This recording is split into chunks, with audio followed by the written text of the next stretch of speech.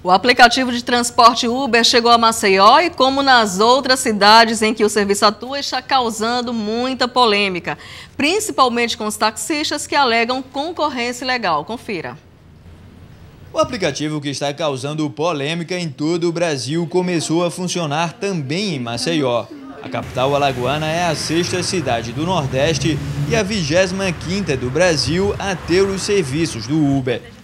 Esta estudante baixou o aplicativo assim que ele começou a operar na cidade e já utilizou o Uber por 3 vezes. E eu estou satisfeita com o serviço, tanto a questão da comodidade quanto o atendimento. Eu já pude comparar, o preço teve uma redução de mais de 50% no valor. O problema é que, segundo a Superintendência Municipal de Transporte e Trânsito da cidade, o Uber não está autorizado a transportar passageiros em Maceió. O serviço não está regulamentado no município, então aquele condutor que esteja utilizando esse tipo de serviço e prestando esse tipo de serviço, ele vai ser enquadrado pelo artigo 231 do CTB, inciso 8, bem como nas leis municipais. Tá? Então essas sanções vão até a apreensão desse veículo. O órgão também está preocupado com a segurança dos usuários, já que, segundo o diretor, não há nenhum tipo de cadastro dos motoristas do Uber na SMTT. E por isso, em uma situação de emergência, não tem como saber quem é o condutor.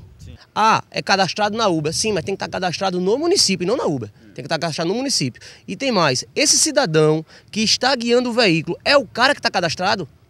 Então a gente tem que ter todo esse controle para poder proporcionar ao cidadão maçoense mais segurança. Nós entramos em contato com a empresa Uber em São Paulo, já que aqui em Maceió não há um representante da empresa. Mas nem por telefone e nem por e-mail conseguimos resposta.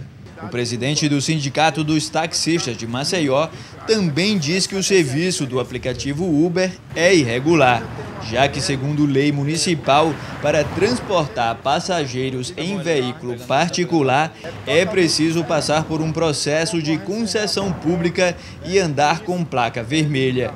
Ao passo em que esse transporte com o Uber, com esse aplicativo do Uber, os motoristas não precisam fazer nada disso. Então, no nosso entendimento, é uma concorrência desleal e que precisa que as autoridades tomem providência, porque senão será assim a extinção de uma categoria dos taxistas.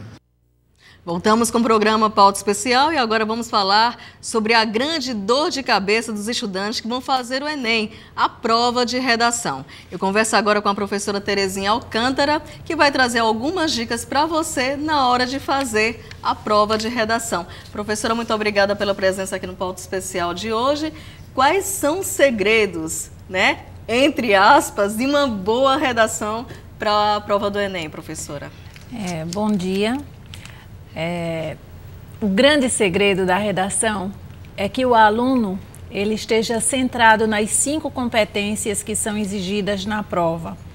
Essas 5 competências, elas vão avaliar o aluno em 5 aspectos diferentes.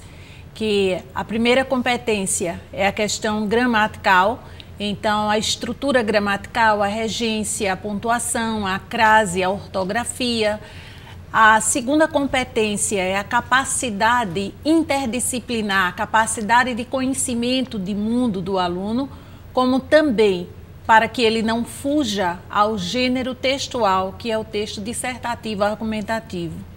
A terceira competência tem a preocupação em avaliar o aluno com relação à coerência textual, a lógica do que ele escreve. Então há uma sequência, há uma ligação entre os parágrafos, há unidade nesse texto.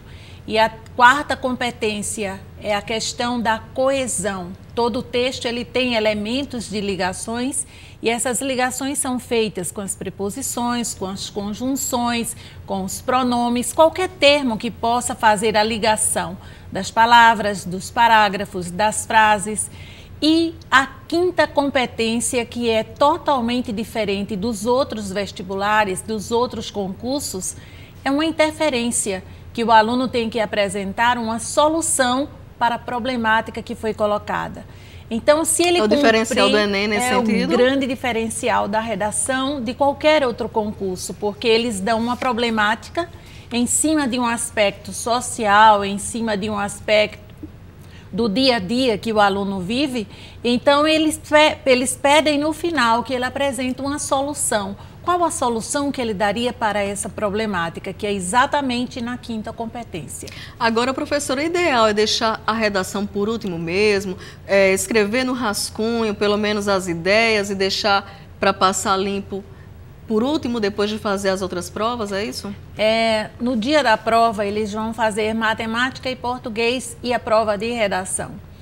Eu vou puxar para o meu lado. Eu sempre peço para que o aluno ele faça primeiro a redação, mas que ele faça o rascunho, que ele leia o tema, que ele leia os textos motivadores e que ele construa o texto. Não se faz um texto com cabeça cansada. E eu peço que ele vá para as provas, que responda o que sabe e retome para a redação, para analisar o que fez, para corrigir e só aí passar o texto a limpo. Boa dica, preciosíssima. Agora, você falou que o aluno que vai fazer a prova do Enem, a redação especificamente, é um aluno que tem que estar antenado nas novidades do mundo, tem que ler, tem que ter cuidado, né, com as normas da língua portuguesa, tudo isso. A senhora acha que o uso, às vezes, abusivo da internet e também aquela linguagem da internet, você, VC e assim vai, acaba atrapalhando esse jovem na hora de escrever a redação? Normal, atrapalha, sim. A questão, se o aluno ele ficar muito preso ao internetês, vamos chamar assim. Mas, no caso, como eles são bastante treinados durante o ano inteiro, e estimulados às leituras dos jornais, como editoriais, reportagens interessantes, normalmente ele já não comete esse erro. Então, normalmente ele tem que tomar cuidado para que a linguagem ela seja formal, que é exatamente a exigida no Enem. A gente observa que algumas redações já apresentam, né, essa linguagem típica da internet e já é uma reclamação aí. Sim, entre os professores. Já diminuiu bastante isso. Que bom. Agora, em relação aos temas, né, como é que eles são discutidos? Os possíveis temas, como é que eles são discutidos em sala de aula? Como essa previsão mais ou menos é feita? E este ano, quais temas você acha que tem mais chances de cair na prova do Enem, professora? Olha, as temáticas que nós trabalhamos durante o ano inteiro vai de acordo com aquilo que a mídia coloca. Então, eu trabalho muito em cima dos jornais, dos grandes jornais, como Folha de São Paulo, Estadão, Globo, entre tantos outros, e jornais locais também. Mas eu levo a uma discussão para que ele perceba quais os pontos de abordagens que eles podem fazer. Quanto mais o tema ele é polêmico, eu não levo um lado, mas vários lados. Nós temos que lembrar também que, além desse conhecimento da mídia, o aluno ele deve ter uma bagagem cultural com as matérias que eles trabalham na sala de aula, como geografia, história, sociologia, literatura. São matérias que vão dar uma visão interdisciplinar da questão e faz com que o aluno ele faça realmente um texto significativo. Durante todo este ano, nós fomos em cima de vários aspectos, então não foi um aspecto apenas. Nós fizemos a questão da leitura, por exemplo, da questão climática, que foi bastante discutida, o acordo que aconteceu em Paris em 2015. Nós discutimos sobre a questão da violência, essa crescente violência, casos de pedofilia. Então, tudo que sai na mídia é motivo de ser estudado dentro da sala de aula. A questão política é muito forte esse ano, né? Muito forte, os manifestos, o jovem como protagonista desses momentos sociais, tudo isso foram discussões da sala de aula. Então é muito importante que o aluno ele esteja ali antenado, que ele esteja participante, que ele seja coparticipante de todas dessas questões sociais que nós vivemos. E nesse sentido, o Enem surpreende muitas vezes e às vezes não, às vezes traz justamente um tema que está ali à tona ou esteve à tona durante todo o ano, né, professora? Sim. O tema do ano passado foi um tema que foi discutido desde o começo do ano, que é a persistência da violência contra a mulher. Então, normalmente, os temas, eles são muito batidos na mídia, Basta que o aluno realmente ele esteja ali participando, lendo, observando, que ele consegue fazer uma boa redação. Sem dúvida. Agora, professora, para a gente encerrar, em que casos a redação pode ter a temida nota 0? O que é que o aluno não pode fazer de jeito nenhum na redação para não ter sua prova zerada, digamos assim?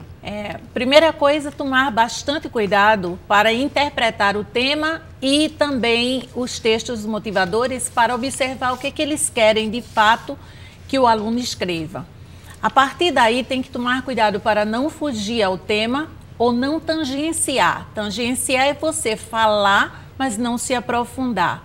Jamais utilizar caneta azul ou fazer a prova a lápis, só usar caneta de tinta preta. Importante. Muito tinta importante preta. isso. Também ele deve tomar cuidado para não se identificar na prova com desenho, tracinho, alguma coisa que o faça fazer essa identificação. E fugir da proposta do texto dissertativo argumentativo.